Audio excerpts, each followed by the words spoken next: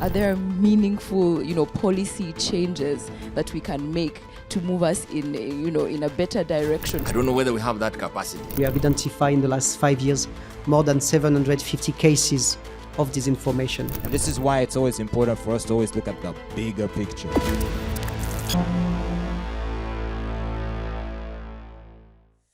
Would you say that some of the interventions, be they restrictive or sanctions, that they are necessary to create some sort of checks and balances to hold governments accountable? Because again, we do exist in this global community. Where would you say that line is between, Big Brother is always watching us, we can't make certain moves, but also, are we sometimes allowing ourselves to hide behind, this FIMI in order to take certain actions, take certain liberties?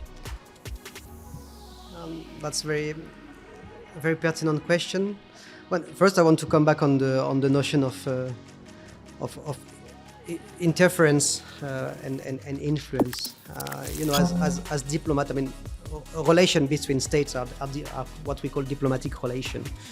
In our case, diplomatic missions, our mandate is regulated by the Vienna Convention of 1961. The Vienna Convention defines our task as a diplomatic mission in a host country. One of these tasks is to defend and to protect the interests of our sending states within the host states. And you have an Article 41 that says that we who benefit from diplomatic communities, this is at what condition? It's as one condition is that we don't interfere into internal affairs. So that was the language of 1961, and since that, there have been a lot of master PhD theses wrote on this notion of interference within international affairs.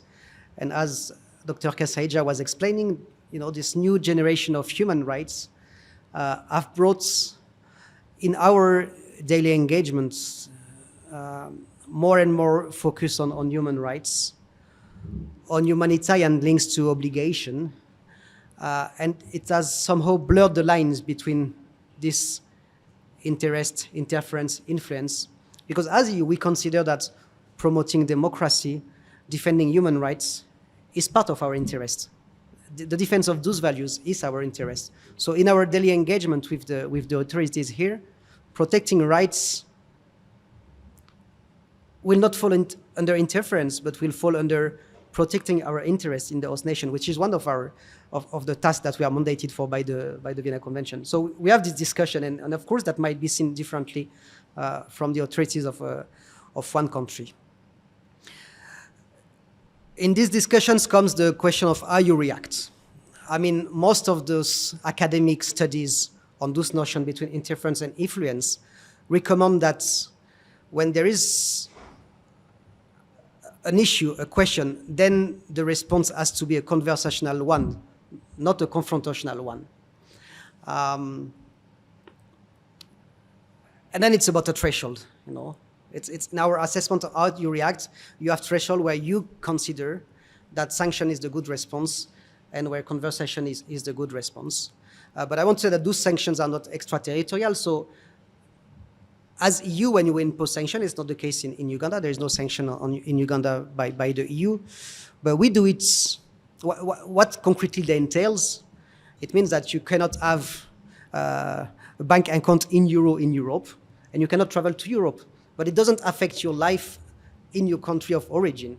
It affects your capacity to access to the EU, a space of freedom and democracy, where you, as a threat to freedom and democracy, you are not welcome. That's it. It doesn't have extraterritoriality. So I think it's an important point that I wanted to make. Okay, thank you. And perhaps to hear the same, about that from, members of the media, how do you see it, James? Is it Big Brother is watching, or is it needed checks and balances? I think it's a bit of both, but leaning more towards Big Brother is watching. I think when we heard the news of the sanctions that were being imposed on some of these political figures from, the UK first, I think it was, in the US, everyone was asking, why them? Why now? it's not as though this is the first time there have been issues with governance, corruption, impeding democracy. Why all of a sudden, just when such a bill has been assented into law, why now all of a sudden they are caring about democracy? Where were they 3 years ago when there were all other manner of scandals, even bigger than, iron sheets or whatever it is that they might want to point to?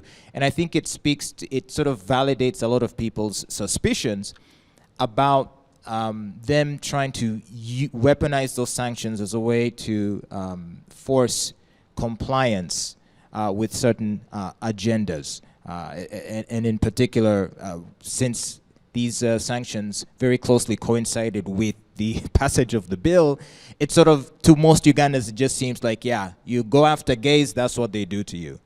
And if that was not the intention, the timing of the sanctions did nothing to change that perception. So either it was coincidental or it was not.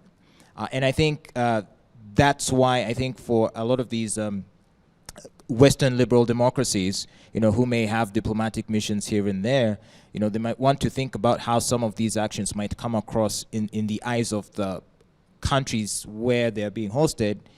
It will look to a lot of people as though there is an attempt to steer the conversation and to push political decisions in a particular direction. James has a point in general that some of these Western sanctions and the pressure on Uganda, especially since December 2009, when that anti-homosexuality bill was first proposed, over the last nearly 15 years, that sort of like threat has hung over Uganda for that reason.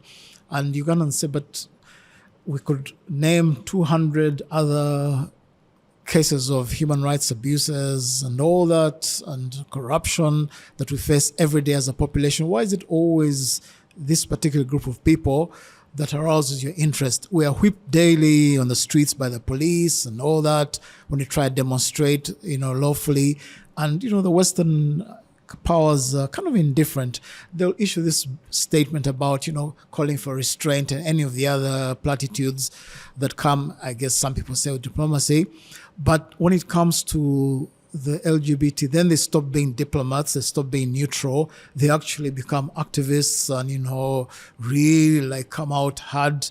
Essentially, they go native, to use a colloquial expression. So, as James said, to many people, that seems almost disingenuous when you think of the vast majority of Ugandans' daily pain at the hands of the state. Now, going to that point, so this struggling, beleaguered, suppressed majority of Uganda, when they see those sorts of sanctions come up against leading government and political leaders, even though they know it's based on what, from their point of view, is double standards by the West, but because the population over the last, especially 20 years, has been so weakened, so frustrated, so pushed against the wall as the state gets bigger and bigger, and especially the executive, or the part of the executive called State House, and the person of President Museveni, that quietly these downtrodden people think that that's the only way. In other words, as I've argued before in some of my columns in the Daily Monitor,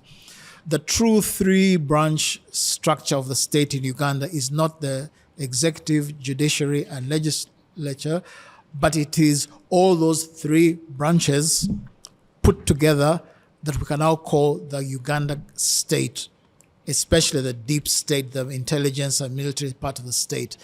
Then the second, one might say, is the cultural, maybe religious leaders. That's the second true way, the one which the president can't ride rough shoulder over. The cultural leaders, those are the conscience of the people, and even the governments, even from the days of President Idi Amin, you respected those people. Then the actual third branch of the Ugandan state that checks the power of especially executive, which is all of the Uganda government, is, to some of us, the Western countries. They're the ones which, and you can see the effect.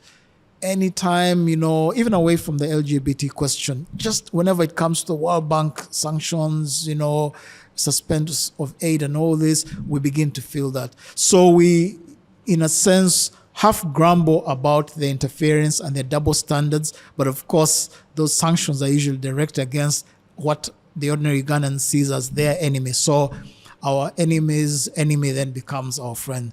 So looking at Principle 22 in particular of the Declaration of Principles on Freedom of Expression and Access to Information in Africa, it calls on states to repeal laws that criminalize false news. And it's indeed reflective of these new challenges and maybe even opportunities, including digital technologies, which I know you have said you are averse to.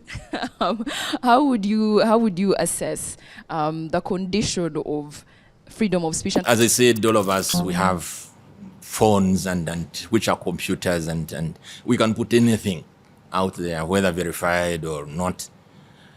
So it becomes very difficult for the government even to the information that they put out.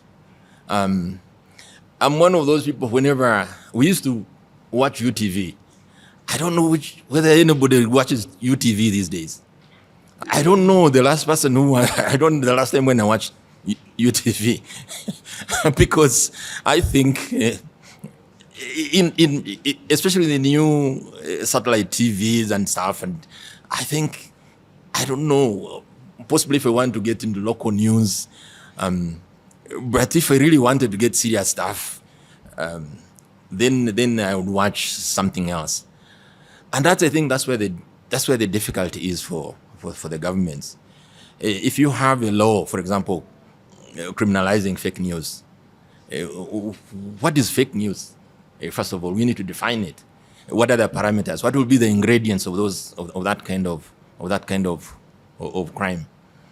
But that does not mean that governments have no responsibility to regulate the media, because, for example, if we allow the media, if the government allow the media to do whatever, then it becomes also very detrimental. And we saw this in Rwanda in 1994 when we had the genocide against the Tutsi, where the media played a very, very, very important role in terms of the newspaper, Kangura, in terms of the radio and television, where basically people are, inciting genocide. So there has to be regulation. But also, as I said, rights are not absolute. That's why when you have the Bill of Rights, there are those clawbacks. You exercise your rights to the extent that you don't interfere with my own rights. So the rights are not absolute. So the governments are in a dilemma, especially in the context of the new media. How do you control social media? In this country, you remember a couple of years back, they introduced the social media tax. Within a very short time, OTT was gone because people find a way on how to go about this. If you switch off the internet, people go to, is it VPN? Something like that. And it's very, very interesting in this country, and it's good that Timothy mentioned this. Facebook has been banned in this country since 2021. But they see sometimes the president communicating via Facebook. So how does he do it? So is he also on VPN? These laws, we have those principles, we do have the laws, we do have international law. But governments have to shape up. Otherwise, then it becomes very, very difficult.